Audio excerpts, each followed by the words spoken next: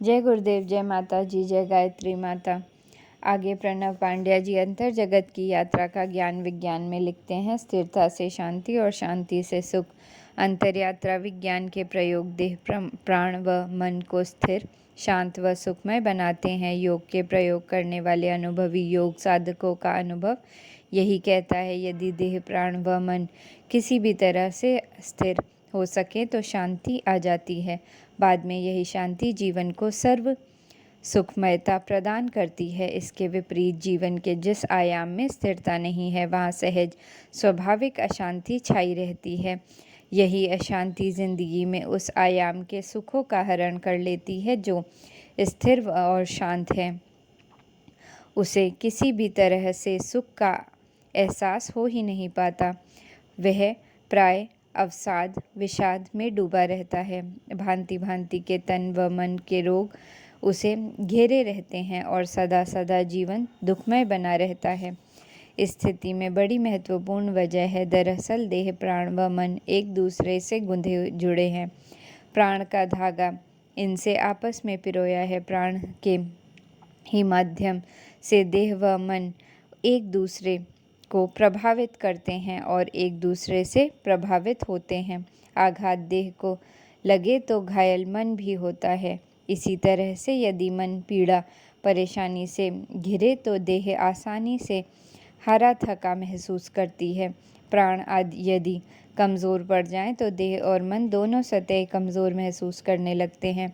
यह सत्य ऐसा ही है जैसे रोज़मर्रा की ज़िंदगी में सभी महसूस कर सकते हैं। इन तीनों को स्वास्थ्य पुष्ट निरोग करने का स्वाभाविक उपाय स्थिरता, शांति व लयबद्धता है। यह स्थिरता, शांति व लयबद्धता प्रगाढ़ होती जाए और इसकी चरमावस्था आ पहुँचे तो साधक समाधि अवस्था को प्राप्त कर सकता है। इस योग कथा की पिछली कड़ी में इसकी चर्चा की गई थी।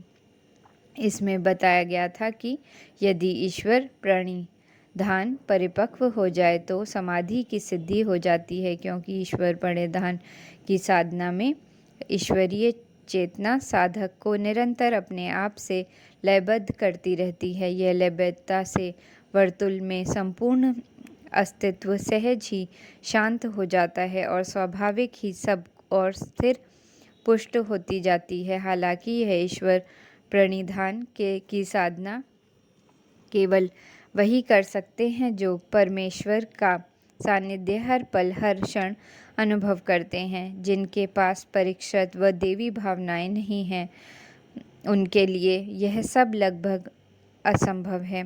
स्थूल व लौकिक अनुभवों में रचे बसे इनमें डूबे हुए लोग यह नहीं कह सकते। यद्यपि महर्षि पतंजलि इनके लिए भी मार्ग अवरुद्ध नहीं करते, वह हर पल एक व्यक्तित्व के अनुरूप राहें बताते हैं।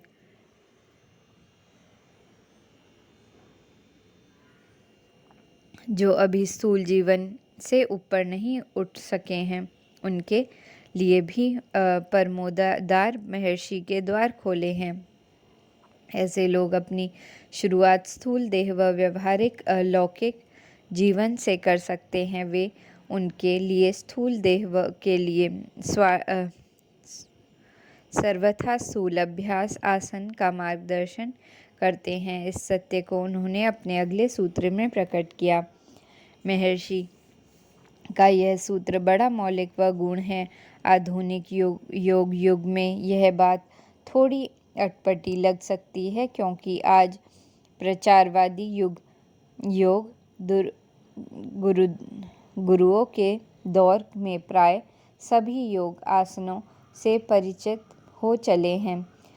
प्रचार माध्यमों से इन आसनों की विविधता देखने को मिलती है। इन दिनों इनकी राष्ट्रीय अंतर्राष्ट्रीय प्रतियोगिताएं भी होने लगती हैं, परंतु महर्षि पतंजलि का कथन इन भांति भांति के आसनों से थोड़ा भिन्न व मौलिक है। हालांकि ये सभी आसन जो हठ योग के अंतर्गत आते हैं महत्वपूर्ण हैं। इनमें से प्रत्येक की अपनी योग्यता और आवश्यकता है।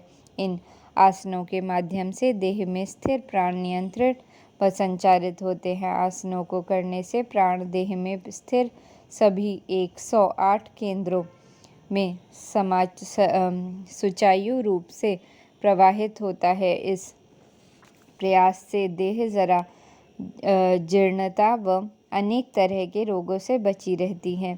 महर्षि का उद्देश्य हठ योग की प्रक्रिया व परंपरा से भिन्न है। वह अस्तित्व व व्यक्तित्व के व्याप्त चेतना का ऊर्ध्वगमन करके उसे परमात्मा से लयबद्ध करना चाहते हैं। इसके लिए वह आसनों की जटिलता के स्थान पर सहजता का चयन करते हैं। उनके अनुसार इस प्रयोग में आसन ऐसे होने चाहिए जिसे बिना किसी प्रयास के सुखपूर्वक किया जा सके। हठ योग में जिन ध्यानात्मक आसनों की चर्चा है उनका चुनाव व चयन इस कार्य के लिए किया जा सकता है।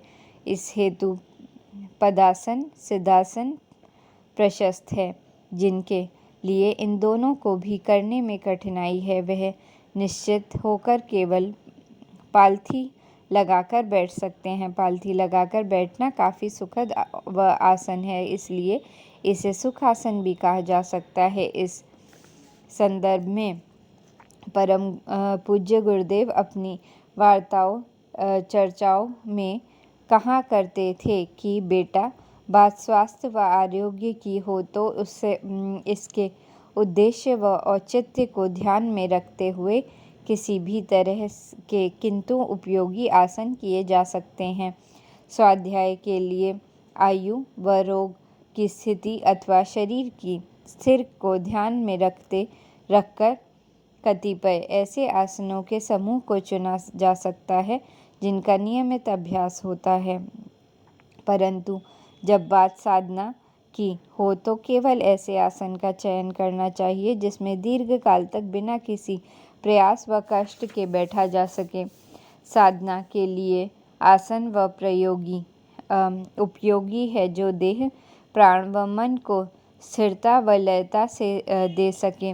इस संबंध में यह जानना अति आवश्यक है कि यदि देह को दीर्घ काल तक स्थिर रखा जा सके तो उसमें स्थिर प्राण व मन भी अनायास ही स्थिर होने लगते हैं। हालांकि ऐसा दीर्घ काल के अभ्यास के बाद होता है, पर होता अवश्य है। पूज्य गुरुदेव का इस संदर्भ में यह कहना है कि आसन के अभ्यास के लिए पहले अपने शरीर व मन की स्थिति के अनुरूप किसी भी आसन तथा पदासन सिद्धासन अथवा सुखासन का चयन कर लेना चाहिए। फिर स्थल भूमि या तख्त पर मुलायम बिछौना बिछाकर उसमें बैठकर किसी योग क्रिया अथवा मंत्र जप या ध्यान में संलग्न होना चाहिए। आसन पर यूं ही व्यर्थ बैठे रहना बहुत उपयुक्त नहीं है। अच्छा है इस अवधि में मंत्र जप अथवा ध्यान आदि के अभ्यास किए जाएं, जो स्थिरता शांति व लयबद्धता अनायास ही सधने लगती है। इस प्रयास में आसन भी अनायास परिपक्व होता जाता है।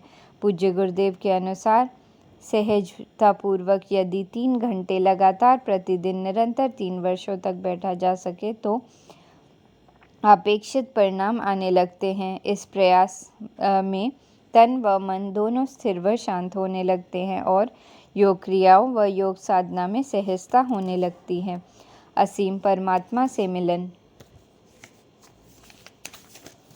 अंतरयात्रा विज्ञान के प्रयोग साधक को मौलिकता की ओर अग्रसर करते हैं। विधियाँ और तकनीकें यदि विवेक रहित हों तो वे रूढ़ियाँ बन जाती हैं। उन्हें करना लकीर पीटना जैसा हो जाता है। विधियों या तकनीकों की ऐसी नकल से चेतना जागृत होने के स्थान पर सुप्त हो जाती है।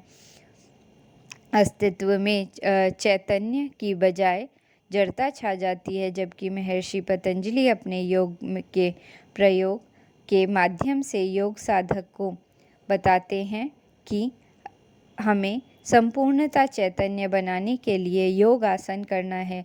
इसलिए उनकी विधियों में विवेक है, मौलिकता की तनिक भी अवहेलना नहीं है, बल्कि उसका विकास और परिष्कार है। इसलिए अंतर्यात्रा विज्ञान के प्रयोग सदा ही स्वयं में नवीनता व साधक की स्वयं की मौलिकता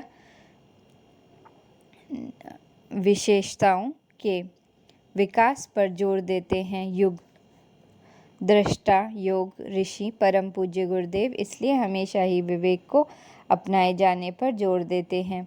वह नकलचीपन को कभी पसंद नहीं करते थे। वह हमेशा कहा करते थे कि योग में नए नए प्रयोग हमें करने चाहिए, अलग अलग स्थान पर करने चाहिए। विधियों की अंधी नकल के बारे में उन्होंने अपनी आध्यात्मिक वार्ता में एक कथा सुनाई थी। उन्होंने बताया था कि उनके गांव के पास के एक गांव में एक हकीम रहा करते थे। इन हकीम साहब की बड़ी ख्याति थी। इनकी दवाइयों से लोग बड़ी जल्दी ठीक हो जाते थे। इसी कारण इन्हें लोग दूर दूर से बुलाते थे, लेकिन अपने बुढ़ापे की वजह से हकीम साहब को दूर दूर जाने में परेशानी होती थी। इसी वजह से उन्होंने एक युवक को अपना शागिर्द बनाया। वह युवक भी अपने बुजुर्ग उस्ताद की तरह बहुत जल्दी प्रसिद्ध होने लगा और होना भी चाहता था। इसलिए वह हकीम साहब की कुछ बातों को सीख लेता और कुछ की हूबहू नकल कर लेता, जबकि हकीम साहब उसे बराबर समझाते कि सीखना अच्छी बात है, लेकिन नकल करना अच्छी बात नहीं है। पर उस युवक को यह बात पूरी तरह समझ न आई। एक बार वह हकीम साहब के साथ एक मरीज के पास गया। हकीम साहब ने मरीज का रोग पहचानने के लिए उसकी नब्ज़ पकड़ी और उससे कहा, ये सर्दी के दिन हैं और तुम अमरूद बहुत खाते हो, यही वजह है कि तुम्हारी बीमारी ठीक नहीं हो पा रही।